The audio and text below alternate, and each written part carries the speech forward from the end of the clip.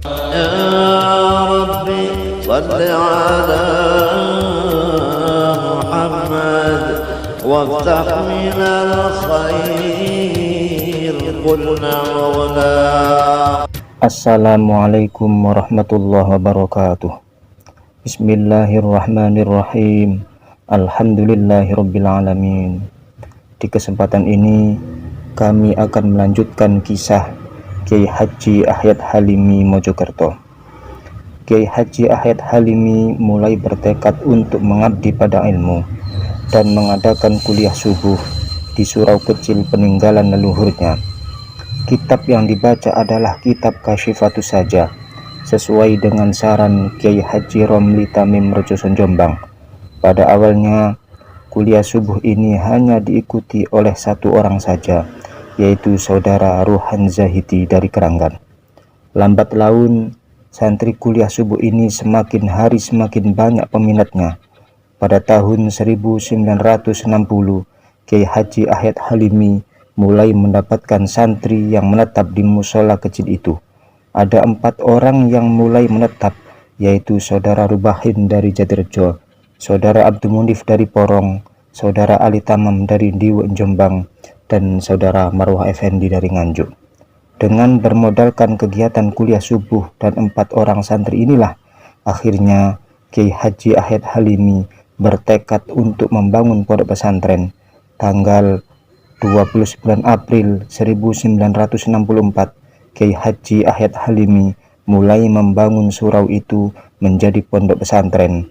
Pondok pesantren inilah yang kemudian menjadi cikal berdirinya pesantren Sabilul Muttaqin. Tidak berhenti di situ, Kiai Haji Ahyad Halimi juga menunjukkan kepeduliannya pada kaum duafa. Beliau bersama dengan Pak Supaji Effendi, Haji Marzuki, dan Abdul Halim Hashim akhirnya mendirikan Yayasan Panti Asuhan Yatim Piatu dan Duafa yang diberi nama Yayasan Al-Ikhlas. Yayasan ini berada di Jalan Brawijaya 76 Mojokerto.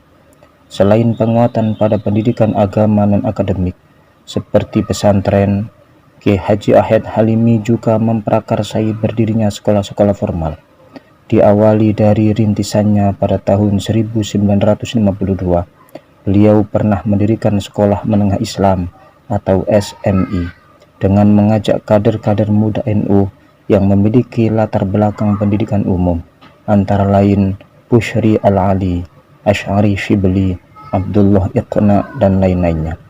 SMI ini menempati gedung Balai Muslimin di Jalan Taman Siswa 27 Mojokerto. Sayangnya, SMI ini hanya bertahan 4 tahun saja, setelah itu bubar. Setelah SMI tidak berjalan, Kiai Haji Ahyad Halimi tidak menyerah untuk mendirikan lembaga pendidikan formal. Ketika Kiai Haji Ahyad Halimi berhasil membeli tanah dan bangunan di Jalan Brawijaya 99, pada tanggal 4 Agustus 1961, didirikanlah Madrasah Muallimin Muallimat Nahdlatul Ulama atau MMNU. Lembaga ini berafiliasi ke Departemen Agama, khususnya pada lembaga PGAP 4 tahun, karena waktu itu pemerintah sangat membutuhkan tenaga guru, sehingga lembaga pendidikan keguruan seperti PGAP 4 tahun, PGA 6 tahun, SPG 2, PGSLP, dan lain-lain banyak didirikan. Dalam perkembangannya, MMNU ini pada tahun 1968 berubah bentuk dan fungsinya menjadi SMP Islam Brawijaya sebagaimana yang kita kenal sekarang. Tahun 1967, Kiai Haji Ahyad Halimi atas restu Bapak R.A. Basyuni, Bupati Kabupaten Mojokerto kala itu, mendirikan Sekolah Pertanian Menengah Atas atau SPMA di Desa Sukoh. Lulusan SPMA ini kemudian diangkat sebagai pegawai penyuluh pertanian yang berfungsi sebagai penyuluh dan inovator bidang pertanian.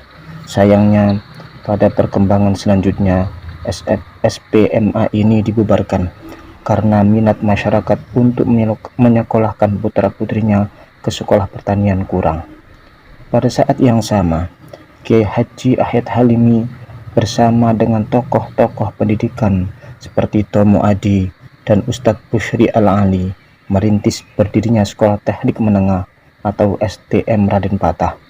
Awalnya STM Raden Patah ini bertempat di rumah Haji Madkhuri Kradenan yang terletak di Jalan Mojopahit 184 yang sekarang Toko Tengah, dan menunjuk Insinyur Sucipto sebagai kepala sekolah. Baru 1 tahun kemudian, rumah tersebut akan dibangun toko oleh Haji Madkhuri, sehingga STM dipindahkan ke Jalan Brawijaya 99, bergabung dengan SMP Islam Brawijaya dan masuk siang hari. Ini pun tidak terlalu lama, hanya 2 tahun bertahan karena ada persoalan gangguan pada siswi-siswi SMP Islam Brawijaya. Karena saat pulang siswa SMP Islam Brawijaya bersamaan dengan waktu masuk siswa STM Raden Patah, akhirnya STM Raden Patah menempati eks gedung SMP Udayana di Gedongan atas jasa Pak Sujai. Tetapi rupanya ada sengketa tanah antara Pak Sujai dengan pemilik tanah. Karena Pak Sujai kalah dalam pengadilan, STM Raden Patah pun terpaksa pindah lagi ke SD Keranggan. Di SD Keranggan pun hanya bertahan 1 tahun, pindah lagi ke SMA Gadul yang sekarang menjadi SMA Negeri Puri. Akhirnya atas bantuan Pemda Kota Madia Mojokerto, STM Raden Patah mendapatkan hibah sebidang tanah di Desa Wates, dan STM Raden Patah pun mulai menetap dan berkembang di Desa Wates, lokasi gedung STM Raden Patah yang sekarang. Kiai Haji Ahmad Halimi pada tanggal 4 November 1978 juga mengembangkan lembaga pendidikan tingkat SMA, yaitu SMA Islam Brawijaya. Sekarang SMA Islam Brawijaya ini berada di Jalan Raya Surodinawan. SMA Islam Brawijaya ini pada tahun 1990-an menjadi bintang pilihan selain sekolah negeri. Kiai Haji Ahmad Halimi yang berada di tengah-tengah masyarakat merasakan penderitaan yang mendalam akibat perang yang berlarut-larut, terutama ketahanan pangan. Sementara itu, pada saat yang sama, tata niaga pengadaan bahan pokok yang dilakukan oleh pemerintah masih belum berpihak kepada petani kecil. Oleh karenanya, Kiai Haji Ahmad Halimi bersama Haji Hussein Abdul Ghani kemudian memprakarsai didirikannya Syarikat Tani Islam Indonesia atau STII. Dalam menjalankan STII ini, Haji Hussein Abdul Ghani diserahi sebagai ketua dan dibantu oleh kalangan pemuda dan pengusaha antara lain Haji Mahfud Barnawi, Thayyib Rusman, Haji Karumain, Abdul Hamid, Haji Abdullah Sumadi, dan Haji Said Bangsal. Setelah STII terbentuk, Kiai Haji Ahmad Halimi berusaha melakukan pendekatan kepada Bupati Mojokerto untuk mendapatkan izin melakukan pembelian padi kepada petani secara langsung.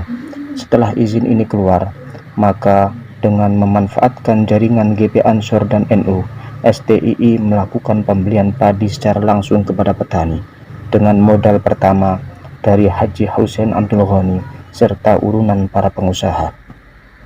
Hasilnya, selain petani mendapatkan harga yang lebih tinggi dibanding harga dari tengkulak, STII juga mendapatkan premi dari pemerintah.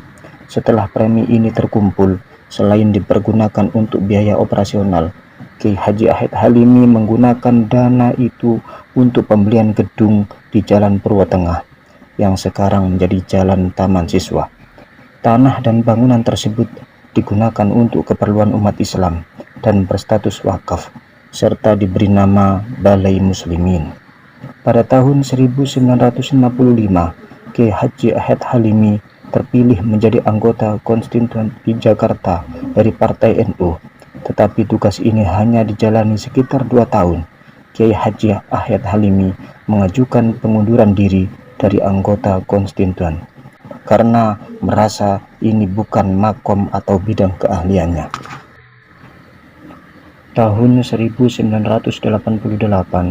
Kiai Haji Ahmad Halimi memunculkan ide untuk pendirian rumah sakit dengan di hadapan pengurus NU, GP Ansor, maupun muslimat. Keinginannya ini kemudian ditindaklanjuti oleh muslimat dengan mendirikan klinik kesehatan Baitun Najah yang ada di Banjar-Agung. Sedang GP Ansor beserta seluruh pengurus NU melakukan langkah-langkah untuk mendirikan rumah sakit Islam. GP Ansor yang dimotori oleh Haji Siroji Ahmad melakukan penggalangan dana untuk membeli rumah makan Mbok Brair yang dijual. Dan setelah terbeli, tepat pada tanggal 12 April 1990, Rumah Sakit Islam Sakinah resmi diresmikan dan mulai beroperasi dalam melakukan pelayanan kesehatan pada tanggal 2 Oktober 1990. Kiai Haji Ahmad Halimi wafat pada tahun 1991.